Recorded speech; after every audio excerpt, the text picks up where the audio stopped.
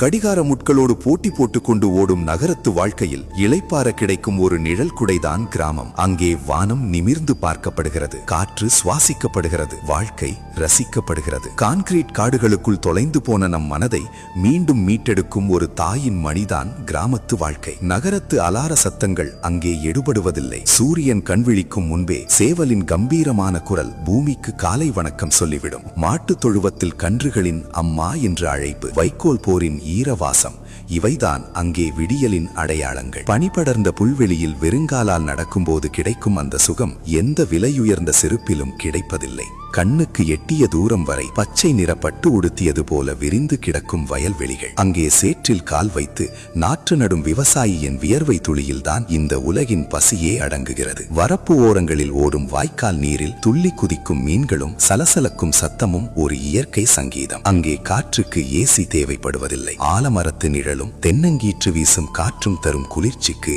ஈடு ஏது. திண்ணை பேச்சுகளில் அரசியல் இருக்கும், ஆனால் வஞ்சகம் இருக்காது. ஊரே ஒரு குடும்பமாகவும் வாழும் அதிசயம். மண்பானையில் ஊற்றி வைத்த தண்ணீரும் கேழ்வரகு கூழும் பழைய சோறும் கிராமத்து மனிதர்களின் நீண்ட ஆயுளின் ரகசியம். நாகரிகம் என்ற பெயரில் நாம் எதையோ தேடி ஓடிக்கொண்டிருக்கிறோம். ஆனால் நிம்மதி என்பது நாம் கடந்து வந்த அந்த மண் பாதையில்தான் இன்னும் மிச்சம் இருக்கிறது. எப்போதாவது ஒரு முறை செருப்புகளை களைத்து வைத்துவிட்டு அந்த செம்மண் பூமியில் நடந்து பாருங்கள்.